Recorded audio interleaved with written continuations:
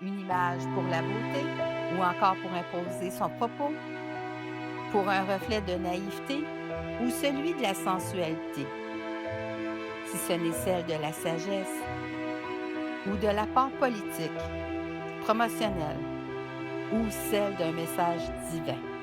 Accompagnez-moi dans ce parcours et nous verrons ce qu'il en est. Bon visionnement. Bonjour à vous tous. Je vous présente ici une troisième image pour un reflet de naïveté que je vous soulève pour cette émission, un clin d'œil pour un coup d'œil. Alors, bienvenue à tous. Encore une fois, une très belle image que je vous propose aujourd'hui d'un portrait d'enfant qui nous démontre ici qu'un portrait peut être toute autre représentation qu'une image stoïque, statique. Sont-ils assez belles? Car un portrait animé, pour ma part, en est un dans lequel il est à représenter l'état du caractère de l'individu. Et ce, au-delà de ce que l'on désigne de l'âme. Quand on parle de l'âme, on sent l'âme, là, c'est pas exactement la même chose. Peut-être que je vous en parlerai plus tard dans une autre présentation, si jamais la demande se fait sentir. Mais pour l'instant, on va essayer de faire la lecture de ce beau tableau, de cette belle image. Alors, l'artiste peintre ici s'est vraiment mis au défi parce qu'une composition carrée comme ça, dans un cercle, je ne sais pas si l'encadrement est vraiment un carré, ce qui me semble, mais dans un cercle comme ça, presque en plein centre, il faut vraiment être ingénieux pour pas que l'image devienne monotone. Fait qu'il s'est vraiment mis au défi. En passant, je suis à vous présenter la majorité du temps des œuvres peintes parce que les droits d'auteur nous en permettent pas nécessairement des œuvres récentes. Ils doivent, dans la majorité des cas, être des compositions d'individus comme d'artistes que la personne doit avoir fait sa réputation, de son style, de son contenu, de son sujet. On doit être capable de reconnaître euh, sa vision au-delà de 50 années en général pour la majorité des pays qui respectent les droits d'auteur. Fait qu'il faut qu'on soit capable de laisser le temps, comment je pourrais dire ça, approuver la signature de l'artiste, son contenu, tout ça. Et il faut aussi justifier de qui l'œuvre est. Alors, les photos, vu que ça fait pas, il y en a quelques-unes, mais on a encore plus de choix et de variété avec des peintures. Fait que quand ça sera possible, je vous en présenterai aussi en photo. Mais pour l'instant, je me suis plus attardée à des œuvres peintes, mais l'idée est la même quand même pour la composition. Fait que je vous disais donc ici que l'artiste s'est vraiment impliqué, s'est vraiment mis au défi dans cette composition parce que c'est un format carré. Ce qui est difficile, c'est de garder l'intérêt du spectateur. Fait que le sujet soit simple, que ce soit un portrait, comme je vous ai présenté dans la première présentation que j'ai faite dans cette émission. On est encore à parler de portrait, mais il y a toute une autre dynamique. C'est pour ça que je vais vous montrer comment ça se fait qu'il s'est mis au défi.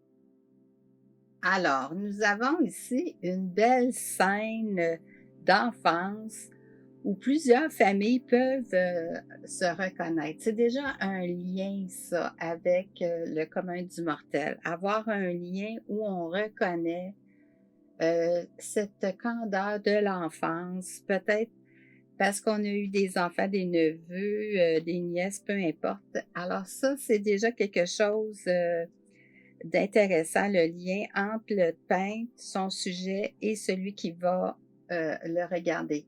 Fait qu'ici, on a la beauté, hein, la candeur de l'enfance, cette naïveté qui nous émoit sur certaines façons tout à fait naturelles que les enfants ont à réagir de façon spontanée. Alors, comme je vous l'ai mentionné dans une autre lecture d'image, hein, En Occident, on se rappelle qu'on commence à lire du haut de la page à gauche, vers la droite et en descendant. Fait qu'ici, c'est la même chose, toujours la même chose. Le tableau, d'une manière assez facile, le bleu profond derrière l'encadrement ocre, nous emmène directement de cette couleur froide à rehausser la couleur chaude des petits cheveux de la fillette qui sont fluides, légers, aériens qu'on pourrait dire. Ce qui nous emmène aussi une légèreté à nous quand on l'observe. Cette couleur-là, on la retrouve dans ses yeux. Ça donne peut-être comme ça, là, la couleur de ses cheveux. On le voit dans l'iris de son œil, fait que ça nous guide avec la petite couette qu'elle a juste à côté de l'œil. Et on s'aperçoit, hein, c'est pas au centre du tableau, on dirait, on pourrait calculer par exemple le premier quart en haut à gauche. Alors on voit ses yeux francs, son regard franc qui nous observe. Attentive, on y ressent dans ce regard une joie, une douceur. Et cette joie-là est renforcée par ces petites joues rouges qui nous révèlent une certaine gêne. Elle a le même rouge sur les lèvres avec les lèvres entrouvertes. Fait qu'on descend, hein, notre regard part du bleu est dirigé vers les petits cheveux qui nous descendent vers les yeux, les joues, les lèvres entrouvertes et cette émotion-là, cet ensemble dans les traits nous envoie, par exemple, elle envoie à la personne qui est devant elle, qu'on ne voit pas, nous on est à la place de cette personne-là qu'elle voit, une gêne et en même temps, est-ce que tu vas m'aimer quand même? Il y a un jugement, on sent qu'elle a un jugement envers elle-même pour quelque chose qu'elle croit peut-être pas correct. De sa personne, hein, d'être à sa place ou pas. Alors, on sent cette gêne-là. Et ce regard-là, il nous ramène à nous, à un souvenir avec peut-être un enfant, comme je disais tantôt, mais avec une parallèle d'une émotion qui peut même être celle que nous-mêmes, on peut avoir vécue dans l'enfance. Et ça, c'est très, très fort dans le lien avec le spectateur. L'autre fillette de profil, complètement à droite du tableau, nous est alors proposée et de l'attention qu'elle porte à cette jeune enfant, renforcer en nous cette conviction d'acceptation de quelques bêtises innocentes, peut-être que l'enfance dut vivre dans l'inadvertance imposée de la vie. Hein? L'attention de la jeune fillette brunette qui est de l'autre côté à droite, du regard de celle qui est plus jeune, de ses lèvres, à la même teinte de celle qui est brunette, on est dirigé avec une ligne de couleur à couleur, on est dirigé vers le profil de l'autre petite fille. Et ça nous fait remonter tout le pourtour, les lèvres, le bout du nez, le regard, les yeux, nous ramènent à cette émotion d'observation, d'acceptation de l'autre enfant vers elle. Tous les traits de l'une comme de l'autre viennent nous parler de comment elles se sentent à l'intérieur d'elle-même et nous renvoient toute cette douceur, cette acceptation. À ainsi, dans son petit visage, nous diriger alors vers les lèvres entrouvertes de profil de l'autre petite fille qui la retient vers elle.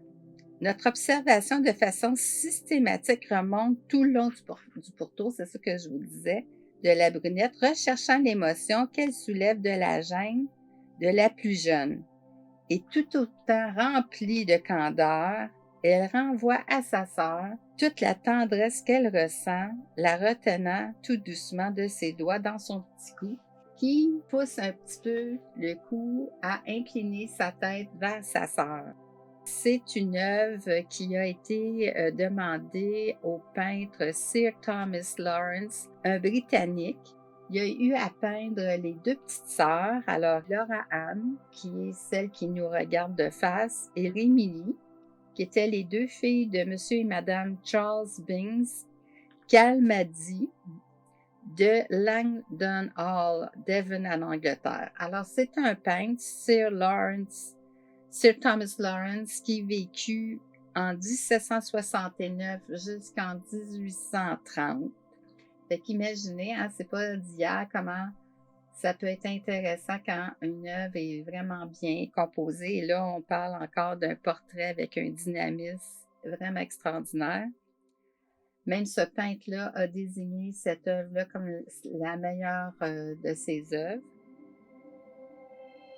Bon, évidemment, si je vous soulève vite fait comment l'œil du spectateur demeure dans cette composition, qui est tout un défi, au-delà de toute cette belle tendresse qu'on peut y lire, je vais vous expliquer comment le trajet se fait de façon inconsciente par le regard.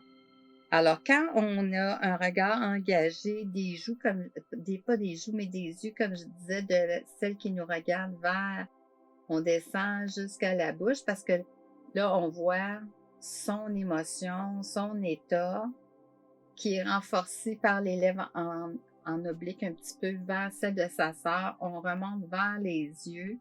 Et là, notre regard va suivre le coude, l'avant-bras vers le coude. Et ça va nous faire descendre dans la manchure.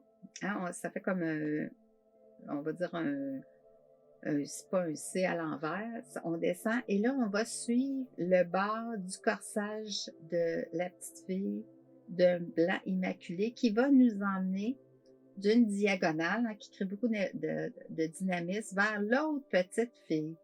Et là, on voit qu'elle porte un pendentif. Elle a une chaîne où le pendentif est un cœur qui arrive sur le bleu, mais on remonte de l'autre côté de la chaîne vers les bouclettes de ses cheveux et le pourtour bleu nous envoie vers la main de la fillette derrière qui renforçait encore sa gêne et l'inclinaison du pouce nous dirige vers le bleu de l'horizon, de l'arrière-plan.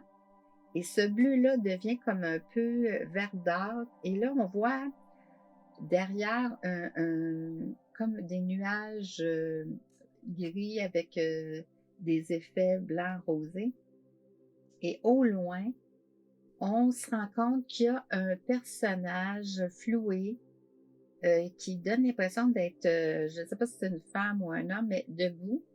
Et près de ce personnage-là, qui n'est pas défini comme tel, il y aurait comme une sorte de figuration d'arbre, pas certaine. Et un autre personnage à côté serait agenouillé.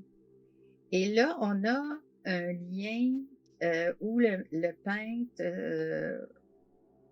nous donnerait encore plus de renforcement à son propos, à savoir ces beaux moments de l'enfance, ces beaux moments de naïveté seront très, très vite passés par les responsabilités des enseignements que la vie imposera. Alors, il faut prendre vraiment le temps d'en profiter pendant que ça passe parce que ça va passer vite. Ça, c'est d'une grande évidence.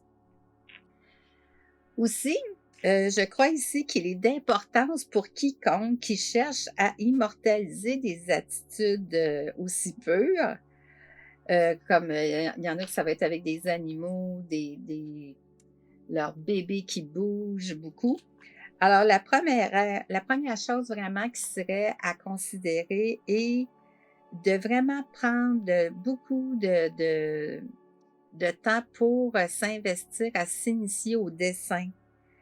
Alors, faire des croquis vite, vraiment pour ajuster l'œil et la main à un même rythme et avec le temps, sans aller dans des détails à pu finir, là, juste pour aller chercher par exemple, les lignes du corps, le mouvement et tout ça. Et on note s'il faut, après, quand on aime la composition ou la pose, on peut noter les couleurs qu'on voyait, par exemple, des vêtements ou des éléments.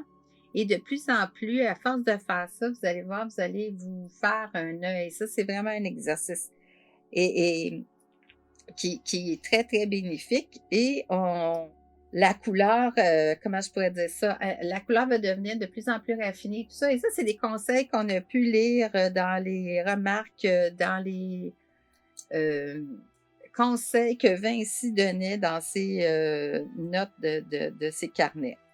Alors, encore une fois, vous pouvez contempler ce beau tableau au Metropolitan Museum de New York. C'est un petit tableau de 30 et 7/8 pouces par 30 et 1/8. C'est pratiquement carré. Et comme je disais, ce peintre-là a désigné ce tableau-là comme sa plus grande réussite. Là-dessus, je vous souhaite bonne observation et à la prochaine.